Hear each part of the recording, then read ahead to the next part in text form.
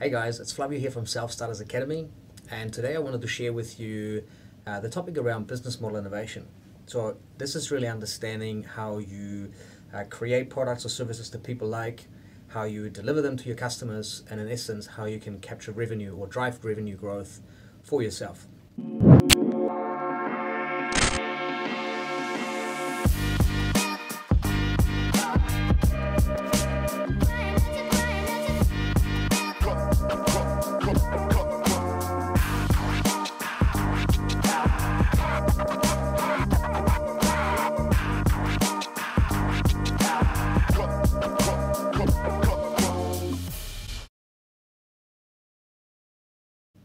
So this is really essential for both product managers but also entrepreneurs. So whether you're from a corporate background, you're creating new products and services, or whether you're an entrepreneur looking to create something new, it actually applies to both. So we're really good at creating products, but it's not just about the product itself, it's about how the product fits into the market.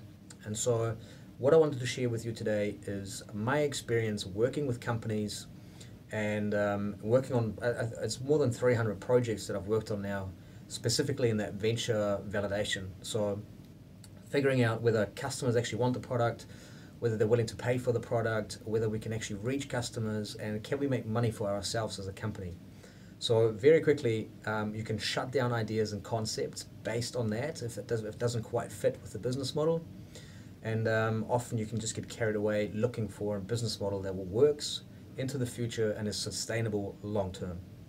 So I'm going to share with you a couple of case studies of companies that didn't do so well, companies that stuck with it for years, did well afterwards, and I want to show you a different way of a company that did really, really well and validated the business before they actually spent thousands of dollars or millions of dollars creating a business or the product for the business.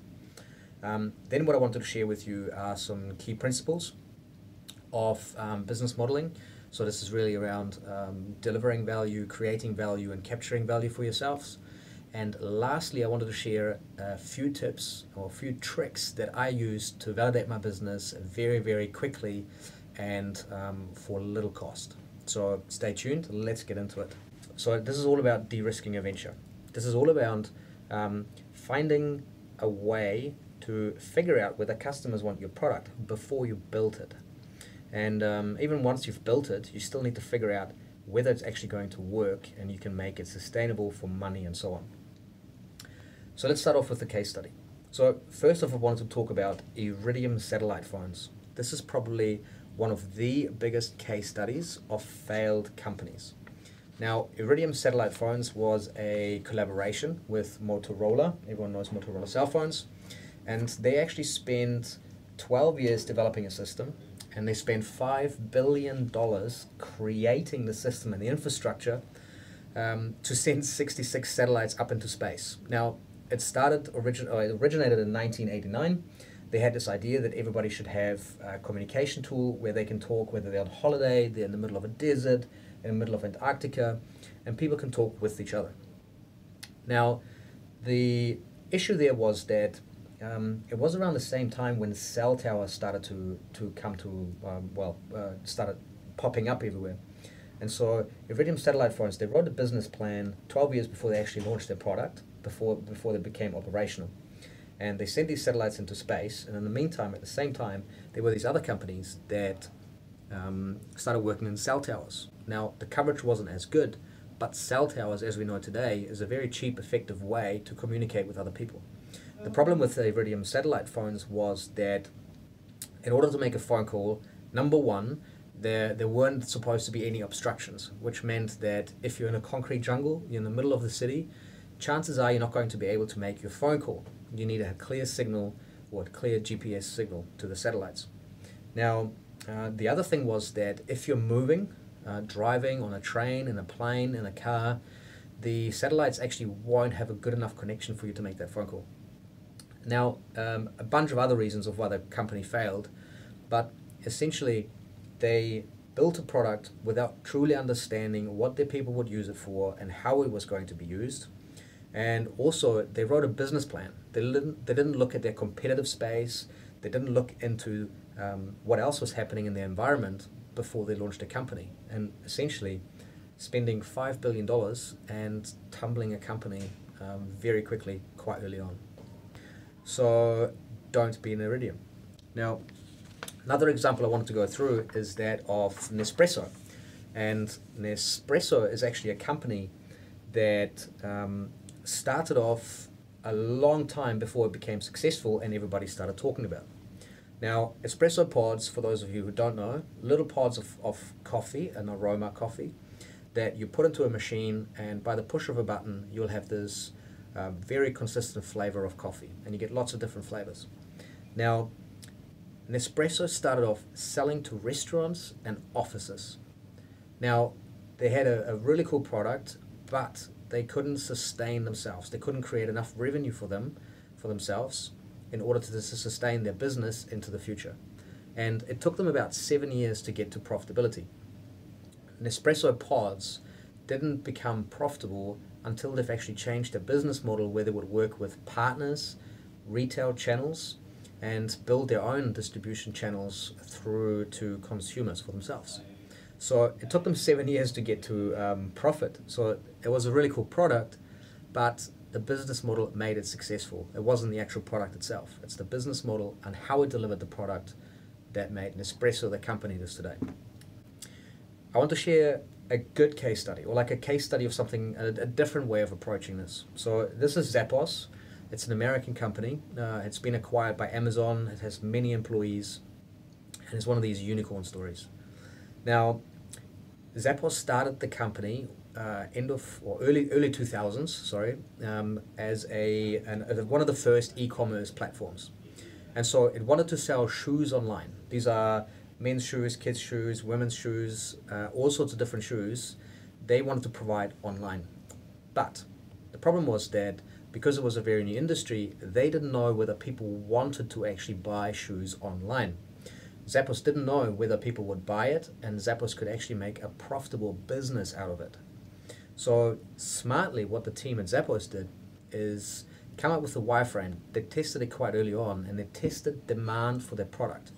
So what they did is they went into shoe shops, they took photos of the shoes, they put them onto their website, and when customers would purchase one of their products, Zappos, or the team at Zappos, would run back into the shoe shop, buy the product, went to the post shop, and ship it out to the customers. So it was a very cheap and effective way to figure out whether it's actually going to work or not. So Zappos is a great story of that, where they validated the business model first before they went on to build expensive product. And so what I want to show you now is really some of the lessons that I've learned from working on these validation projects and how you can speed up your validation projects. So what you need to understand is that validation is two parts. One part is understanding your customers. That is understanding the behavior, demographics, psychographics, and it's understanding, I guess, the before, during, and after they experience the issue you're looking to solve. So really understanding the whole process line and understanding where you fit in. But on the other side, outside of that product development, you need to understand the total business model. And I guess this is what you can see here, where the business model captures on one side the market side, which is around your customers, the value you deliver to your customers, how you deliver your product, the revenue you get. And on the other side, what a business model demonstrates is your product. So the resources you need, the activities you need to perform in order to create your products, and the partners you need to work with. And so these together is a business model. Business model that delivers a product that you have validated with your customer base. So the business model is a beautiful tool that's been created by Alex Osterwalder and his team at Strategizer. They've done many, many years of research, and they wanted to create a tool that was more simple to use rather than just writing a business plan. And so they've created a business model canvas, which is a really good tool that you should download and use straight away, immediately, if you haven't done so yet. And Alex Osterwalder names a business, or defines a business model, as a way you create, deliver, and capture value. So let's have a little further look into that. And so first off, how you deliver value. This really captures your unique value proposition. So this is the value that you create or that you deliver to your customers. Next, what it captures is really the relationship with your customers. So this is how you get customers, how you keep customers, so this is your relationship management, and how you grow them from there. Lastly, what delivering value means is having a look at your channels. This is how you get the products to your customers. How do people get access to your customer? How do you get people get access to your products? So think about how you can describe what value you deliver. Have a think about why people actually choose your product over someone else's, and really have a look into which customer needs you are actually solving. Really understanding that part from your research will allow you to put together a really, really awesome, unique value proposition. Okay, so customer relationships is all around, if you're charging a lot of money for your product or service, what is that relationship going to look like? Obviously, it's going to be high touch with a lot of interaction, one-on-one interaction with your customers. If you sell low price to many customers, you're looking at low touch relationship. But really figure out if it's an automated process, how do you get your customers, how do you maintain these customer relationships, and how do you grow your customer base? If it's of high touch, how can you scale it largely in order to still stay profitable for your company? Now, channels, you really want to define whether you're going to directly sell to your customers or whether you're going to work with channels and industry channels to help you indirectly sell the products to your customers. Now, the good thing about it is, and again, the case study of Nespresso, now they sold their little pods, like once their business model changed. At the beginning, they were selling themselves to these restaurants and offices, which was a hard sell. Now, once they've changed the business model, they were indirectly selling the machines. So this is through their retail network, selling these machines. However, they were controlling the pod sales themselves, and they had high margins on these pods. This is really where the business model worked really well. So have a think about how these three apply to your business or your product in order to be sustainable into the future. Now, next what I want to cover is how you can create value. This is really looking at your partner network, the resources that you will need to create your value proposition, and the activities that you need to perform in order to provide value to your customers. So have a think about your partners. This is really around how you can optimize your products, how you can reduce the risk, how you can fill skill gaps that you may have in your products, and which partners can you work with. So a good example of this is, I guess a few years ago, almost a decade ago now, when smartphones first came out.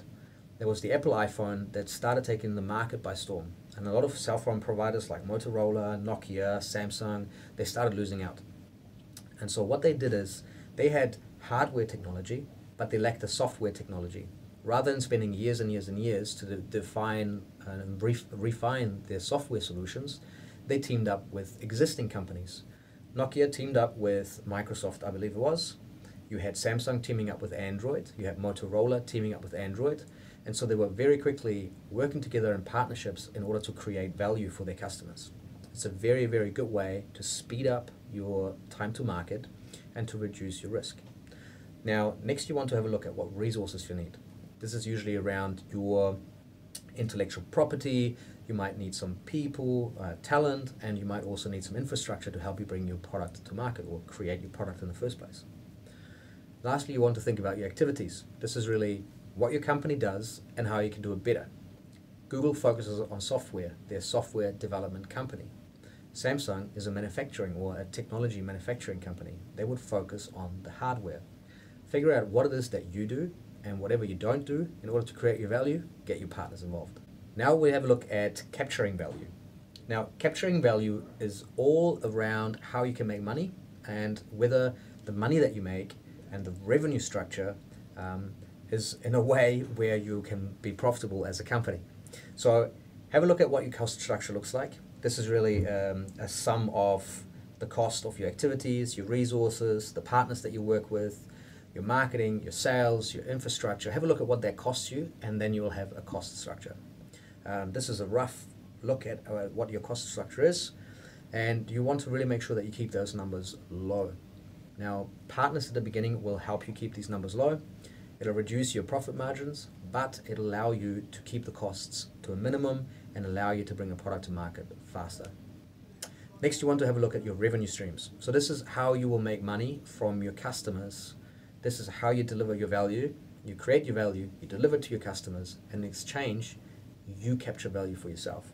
So have a think about what is that value of customers that you get. Maybe it's monthly sales, weekly sales, transactional sales, retainer arrangements. Have a think about how you're going to make money. Now, what you want to make sure is that your cost structure is far less than your revenue or revenue streams. Typical calculation that I use or that we use is your customer acquisition cost. This is the acquisition cost of your customers. You can how much it costs you to acquire them, and you want to calculate how long it actually takes you or how much money you can generate from your customers, the lifetime value of your customers. So what you want to make sure is that your lifetime value of customers is going to be 3 times as high as your customer acquisition cost. That way you can make sure that you're profitable and can sustain your business in the long run. We just had a look into how you can deliver value, create value, and capture value for yourself. Once you've actually figured out what the model could look like, what I want you to do is figure out some validation techniques that you can use in order to validate your business. A good way to do that is through what I call the observe, sell, and deliver method, so OSD. Now, first part, observe, is all around figuring out what is happening in the market and what is needed in the market. This is really observing through ethnographic research, through interviews, through surveys with your customers, and it really allows you to explore the market and get a snapshot, right? Now, second thing you want to do, another way what you can do is figuring out how you can capture value, right? How you can do that. So it's figuring out whether people would actually pay you or buy your solution, whether they would pay you for your product. Good way to do that is through fake ads. You can create some fake advertising on Facebook, which is a little ad with a picture, with a messaging, which essentially is your value proposition. When people click on learn more, it turns to a coming soon page where people can sign up their interest or leave their email address to be informed when your product launches or when something is available. Very quick way. If you're working in the business-to-business space, not as easy, and you don't want to damage your brand early on. So it could be simple as taking a meeting. Once you mention your value proposition, that people actually sign up, or not sign up, but take that meeting and introduce you to their managers. It could also be as simple as a letter of intent. So once you actually have had a discussion with people, you've found the problem, you've got a solution, it's trying to sell them the product, and they will actually sign a letter of intent, like an agreement of that they will purchase your product once you deliver it to them. Lastly, the deliver method. This is really delivering your solution to your customers. So this is figuring out whether whether you could actually create it for these people. And a good way to do that is through open source tools, cell phone spreadsheets. This is probably one of my favorite solutions, especially if it's a multi-sided market or you've got 2 customer segments. It's a very easy way to use spreadsheets and a cell phone to manage the relationship between the two markets. And so if I was to create a platform where people can buy and sell online, it would be very hard, very tricky for me to create a website where people would automatically come to and start trading and selling. Instead, what I could do is call up individual sellers, call up individual buyers, and I can manage that relationship between the two, what they're looking for, on an Excel spreadsheet. And so it's a way to quickly gauge whether you can actually deliver that value that you've promised, and you can figure out and iron out a smooth process before you start coding and creating these complex solutions. So these are just some quick fire ways that I use to validate a business model for my business model validation process. And so I hope this helps you. So just make sure that you look into your total business model as a whole.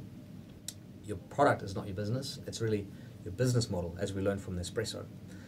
Once you've figured out, or once you have an hypothesis of what your business model could look like, you then want to go and test it.